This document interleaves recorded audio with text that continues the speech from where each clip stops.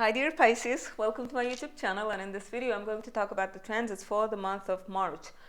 This month is a bit paradoxical because from the astrological perspective there is not a lot going on, but at the same time we have this huge astrological event which is a lunar eclipse in Libra at the end of March. So let's begin. The first week of March should be relatively uneventful because on March 3rd we have the last quarter moon in Sagittarius, and that means the first week of March is perfect for resting, recharging your batteries, and getting ready for the upcoming new moon and the lunar eclipse. The energies are going to be hectic, so you are going to need that energy. I mean, all of us will. And so, yeah, do rest. Don't feel guilty if you don't feel like doing anything. Catch up on sleep and stuff. And also, this period is perfect for getting ready for the upcoming new moon by doing things like setting up appointments so that you can go to it after the new moon. It's also a perfect time for filling out applications so that you can find out about the decisions after the new moon. And then if you need to mail something, you can mail it so that it's delivered by the time of the new moon. You get the idea, right? So after that, on March 9th, we have Mercury entering Aries until May 15th. And as you can see, this is an unusually long time for Mercury to spend in a sign. Normally, Mercury spends just 3 weeks, barely 3 weeks in a sign, but this time it's going to spend slightly more than 2 months in Aries because of the upcoming Mercury retrograde in April. But I'm going to talk more about that in April. But what I do need to mention for Mercury in March is that on March 18th, Mercury is going to enter the shadow zone of the retrograde. And what that means is that, Mercury travels, it's going to station in retrograde and then travel back and come back to this spot and then turn direct again. And so this spot is March 18th. And dear Pisces, if you need to sign contracts, agreements, lease, or buy electronics, then please try to do so before March 18th. Actually, the period until March 18th is perfect for those things because all of the planets are moving direct and Mercury is still in good shape then. So please do so do those things until March 18th if you need to do those. I mean, technically, yeah, you can still do those until April 1st, which is when Mercury will officially turn retrograde, but still, it's not advised. Okay, if you can do those things until March 18th, that would be perfect. Next, on March 10th, we have a new moon in Pisces, on the 20th degree of Pisces. And by the way, happy birthday to March, Pisces. I forgot to mention that. So I hope you guys have a wonderful birthday. And celebrate life, celebrate yourselves, okay?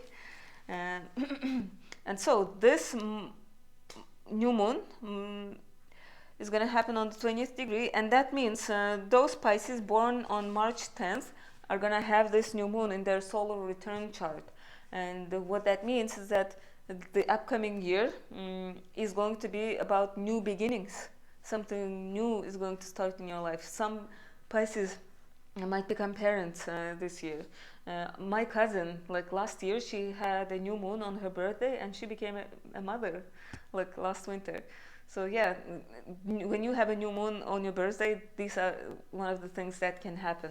It doesn't mean like all Pisces are going to have children, it's just some might. So for others it might be the time when something major new begins, when they move maybe, or when they start a new job or something like that. So do enjoy that, okay, on a new moon on your solar return. But for all Pisces, this new moon is about like a new page regarding your self, like the way you perceive yourself, the way you are perceived by others. So like the first house energy, it's the house of self, like self-consciousness, not self-consciousness, self-awareness. Yes, I'm sorry. English is not my native language, so I sometimes like mix up the words. And so, dear Pisces, you will start feeling the effects of this new moon starting from March 6th. So you can start expecting news, announcements, decisions after March 6th. And what else? So during this new moon, the luminaries are going to be loosely sandwiched between Saturn and Neptune. Saturn is in the early degrees of Pisces and Neptune is in the late degrees. And the moon and the sun are going to meet somewhere in between those.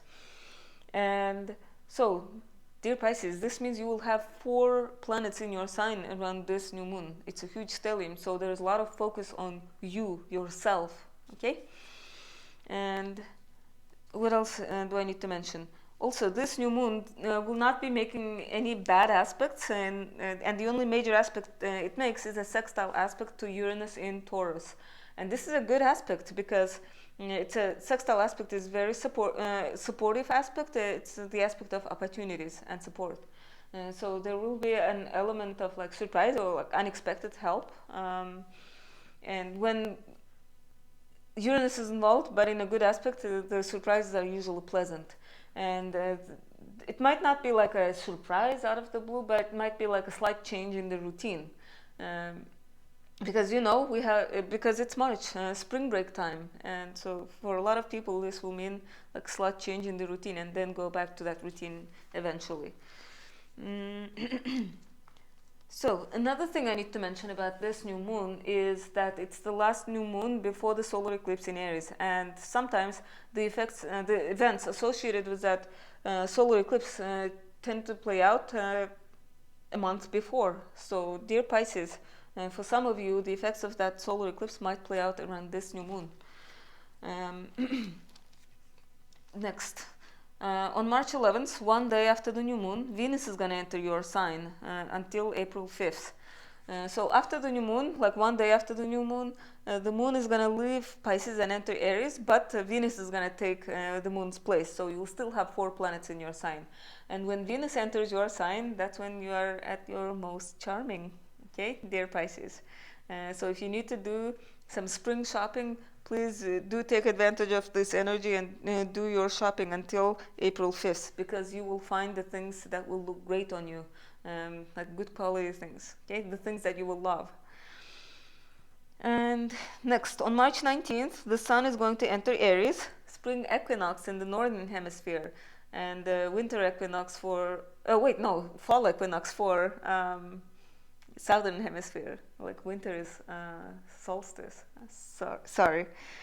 And next, on March 22nd, Mars is going to enter Pisces until April 30th. And so the sun will have left Pisces by the time Mars enters Pisces, but still, so Mars is going to take the sun's place. So you will still have 4 planets in your sign by the end of March. And what Mars does is it gives you energy. So it's a good aspect. It's a good transit to have. Mars really energizes you. Like I personally love when Mars is going through my first house, because it makes you more assertive. You have more energy to get things done. Okay. And so if you do need to assert your will, there, Pisces, use this energy after March 22nd. Because you will have the charm from the Venus, energy for assertiveness from March, discipline and seriousness from Saturn, and dreaminess and compassion from Neptune. Okay, it's like a whole bouquet you got going on in there. And so, on March 25th, finally, we have that lunar eclipse in Libra, on the 5th degree of Libra. Dear Pisces, this is your 8th house. 8th house is a house of other people's money. So this eclipse is about finances. There might be changes in your partner's income. Okay. For some, it might be that your partner changes jobs and now their salary is affected by that. For some, is that like their partner gets a promotion and thus like an increase in salary. For others, like reduction. But also it's sharing resources. So the themes of sharing resources will come up around this new moon and lunar eclipse. And lunar eclipse are major things. Like lunar eclipse is a full moon on steroids, and full moons are about achievement, culmination, clarity, and illumination. So something regarding shared resources is gonna come to fruition, culmination, and achievement. Okay. For others, it might be about inheritance. 8th house. It's not only your partner's money, but it's also the house of inheritance. It's also the house of loans. It's also the house of intimacy, the house of psychology, transformations. Okay, so it's something major coming to a culmination regarding those matters in your life. Some Pisces might, I don't know, like reach a settlement. Some Pisces might get a new loan. No, I wouldn't say new loan because it's a lunar eclipse. Um, no, some Pisces might pay off a loan or something. Yes, you get the idea. So full moon is like coming to a culmination, fruition, and clarity, illumination. So something will become clear. And sometimes it's like because this is an eclipse, something will be eclipsed out of your life. Like not, I'm not trying to sound tragic, but like in a good way. Like maybe a loan or debt will be eclipsed out of your life because you paid it off, right? So yeah, and another thing I need to mention about this lunar eclipse is that some Pisces have planets in the early degrees of Aries. So that means the lunar eclipse will be making opposition to your Venus or Mercury, let's say. And so that will affect your finances, your self-worth, your relationships, or if it's Mercury, then it's going to affect your communication, your siblings, okay? And so, yeah, this is it for March. As I said in the beginning, there is not a lot going on, but at the same time, this huge event, the lunar eclipse. I will make a separate video for this lunar eclipse soon, like I will upload it. So if you are interested, please check it out. I will try to provide more details in there and give more examples in there. And so thank you for watching, dear Pisces. Remember that March is all about you, okay? Mostly about you, your personality, putting yourself first. Yeah, and so towards the end of March, the focus is going to shift your finances, your self-worth, your income, okay? And so thank you for watching, and I hope to see you guys in my April video. If you like this video, please like and subscribe, all right? Thank you. Bye.